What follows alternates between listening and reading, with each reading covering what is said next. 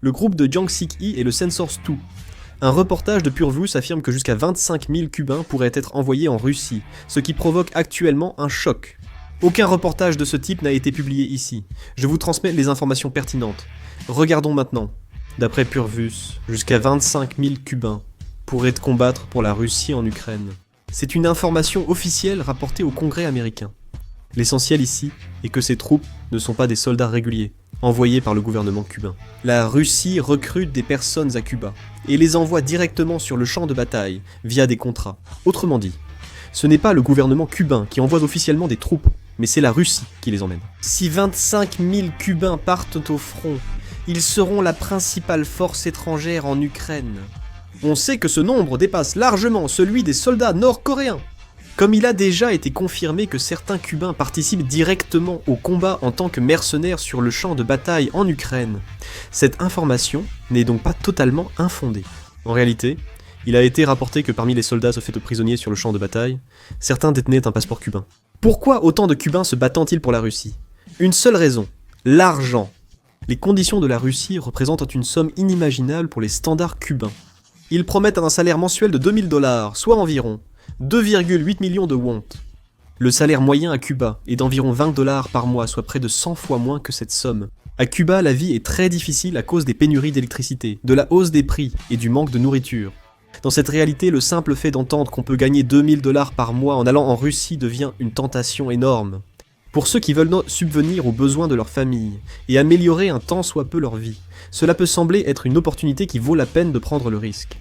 Le recrutement de Cubains par la Russie a une portée dépassant le simple renforcement des effectifs. Pour les Cubains qui souffrent de difficultés économiques, c'est une opportunité de survie, tandis que pour la Russie, ce sont de nouvelles forces et ressources nécessaires au combat. C'est aussi le résultat d'un alignement des besoins de chacun. Le souci est que beaucoup de jeunes Cubains risquent leur vie en partant vers un champ de bataille inconnu. Le gouvernement cubain affirme officiellement qu'il n'a rien à voir avec cela, mais de nombreux analystes estiment qu'il est difficile de croire qu'ils n'en sachent rien, compte tenu de l'ampleur du phénomène sur place et des itinéraires empruntés. Étant donné que les relations entre la Russie et Cuba remontent à l'époque de la guerre froide, certains s'interrogent également sur la possibilité qu'un tel déplacement massif de troupes ait pu se faire sans aucune autorisation. On admet qu'il serait impossible de recruter 25 000 Cubains, sans l'accord ou la complicité des autorités cubaines. Les récents événements renforcent cette affirmation. Aujourd'hui, la Russie et Cuba resserrent leurs liens plus que jamais. Ils dépassent à maintenant la diplomatie et coopèrent aussi militairement. En effet, la Douma russe a récemment approuvé officiellement un accord de coopération militaire entre la Russie et Cuba.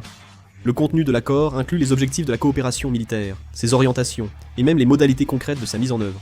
Les deux pays disposent maintenant d'un cadre juridique pour leurs futures actions militaires conjointes. Cette évolution nous rappelle fortement un scénario déjà vu. Elle ressemble presque exactement au mouvement observé juste avant que la Russie et la Corée du Nord ne concluent leur alliance militaire il y a peu de temps. Avant de renforcer leur coopération militaire, la Corée du Nord et la Russie ont d'abord signé un accord établissant une base juridique. Quelques mois après, l'alliance militaire entre les deux pays a été officialisée. Aujourd'hui, Cuba et la Russie suivent des étapes similaires à l'époque. Cet accord a une grande importance. À l'avenir, les deux pays feront sans doute des exercices militaires ensemble et s'aideront pour les équipements ou armes. De plus, des experts estiment que cela pourrait même inclure la possibilité d'installer des bases ou des installations militaires sur les territoires de Cuba et de la Russie, respectivement. La position géopolitique de Cuba donne à cela une importance bien supérieure à une simple coopération. Cuba n'est situé qu'à environ 150 km du continent américain. Si la Russie installait des bases militaires ou des missiles à Cuba, les États-Unis revivraient le cauchemar de la guerre froide. Ce moment est intéressant car les États-Unis viennent d'annoncer la fourniture de missiles Tomahawk à l'Ukraine. Pour la Russie, cela équivaut à des missiles américains longue portée près de ses frontières. Juste après cela, la Russie a ratifié un accord de coopération militaire avec Cuba. Il est difficile de considérer ce timing comme une simple coïncidence. La Russie a brandi la carte cubaine pour répondre aux États-Unis, envoyant un message clair par cet accord. Si les États-Unis placent des missiles près de nos frontières, nous déploierons notre force militaire près de chez vous. Certains responsables militaires russes ont envisagé de réutiliser Cuba comme base stratégique avancée. Une crise similaire à celle des missiles de Cuba en 1962 pourrait se reproduire, avec des missiles russes déployés près des États-Unis. Si les États-Unis livrent des missiles Tomahawk à l'Ukraine et que la Russie place des missiles tactiques à Cuba en riposte, la tension pourrait atteindre un niveau de guerre froide. La côte est des États-Unis est proche de Cuba, donc un déploiement militaire russe modifierait totalement les calculs de sécurité américains. En observant ces mouvements, On peut soupçonner que, malgré ces dénégations, le gouvernement cubain agit en réalité en coordination avec la Russie. La taille des troupes, soit 25 000 soldats, l'approbation de l'accord par Aon de Russie, et même l'examen par les États-Unis du soutien en missiles Tomahawk, tous ces éléments s'imbriquent dans une seule dynamique. Actuellement, Cuba n'est ni un simple spectateur, ni une victime. Le pays se tient comme un autre pilier jouant un rôle important dans les calculs stratégiques de la Russie. De plus, la Russie prévoit d'investir à Cuba environ 1 milliard de dollars, soit environ 1400 milliards de won d'ici 2030. L'économie cubaine est en récession, notamment à cause des sanctions américaines. Pour résoudre ce problème, la Russie doit poursuivre sa coopération avec Cuba via des investissements, notamment dans les infrastructures pétrolières, et son soutien. Il reste à voir si la Russie investira. Mais les relations Cuba-Russie se resserrent sans aucun doute. Selon Phobos, la Russie considère le rassemblement massif de mercenaires étrangers comme une stratégie très avantageuse. La raison est évidente. La Russie n'est pas tenue d'indemniser ou d'assumer une responsabilité nationale envers les mercenaires étrangers, tués ou blessés au combat.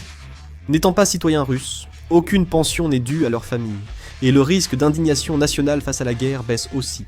En Russie, la guerre prolongée suscite une grande lassitude. Beaucoup de jeunes Russes meurent au front, et leurs familles expriment leur colère contre le gouvernement. Mais si des mercenaires étrangers se battent à leur place, l'histoire change. En Russie, la baisse des voix déclarant « Notre fils est mort » facilite le contrôle de l'opinion publique contre la guerre. Du point de vue du régime de Poutine, cette structure est tout simplement irrésistible. De plus, utiliser des mercenaires étrangers est bien plus efficace en termes de coûts.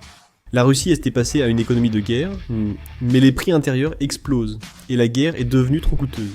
Cependant, ils peuvent conclure des contrats avec les mercenaires recrutés à l'étranger à un coût relativement bas. Si l'on propose 2000 $ par mois aux jeunes de Cuba, d'Asie centrale ou d'Afrique, c'est une somme qui peut changer leur vie. Mais pour la Russie, cela représente moins que le prix d'une pièce détachée d'un avion de chasse. Au final, la Russie utilise quelques billets pour envoyer de jeunes étrangers servir de chair à canon.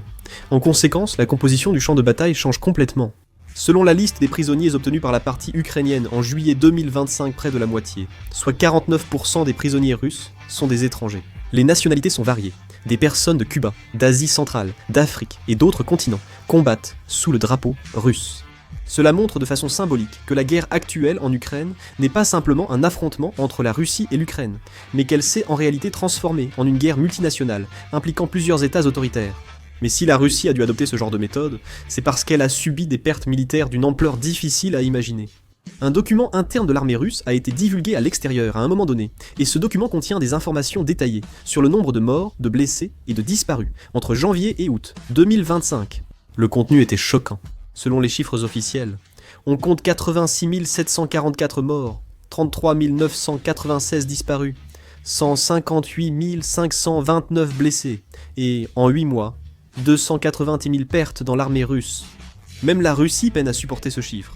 Après plus de 3 ans de guerre, le nombre de victimes est sans doute bien plus élevé. À cause de la censure en Russie, les chiffres officiels ne sont pas publiés, mais le ministère britannique de la Défense estime que les pertes russes dépassent le million. C'est le plus grand nombre de pertes que la Russie ait subies dans une guerre depuis la Seconde Guerre mondiale. En raison de ces pertes humaines massives, la Russie se retrouve dans une situation désespérée, où elle doit reconstituer ses effectifs. Cependant, il n'y a plus de nouvelles recrues dans le pays.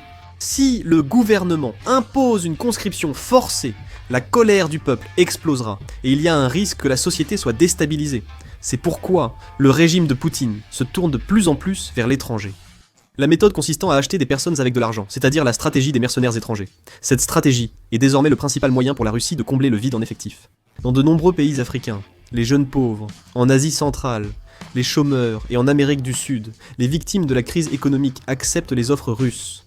En signant un contrat garantissant 2000 $ par mois la citoyenneté russe et une indemnité familiale, ils passent de travailleurs à soldats. Ce système est très avantageux pour la Russie, car ce sont des étrangers qui combattent, meurent et essuient les critiques. Le mécontentement à l'intérieur de la Russie diminue, et la guerre peut continuer. Mais tout cela n'est que le calcul du régime de Poutine. Sur le champ de bataille, de nombreux mercenaires étrangers sont envoyés en première ligne sans équipement adapté, leur vie considérée comme de simples consommables. Si ces mercenaires étrangers meurent, il n'y a plus de raison de les payer.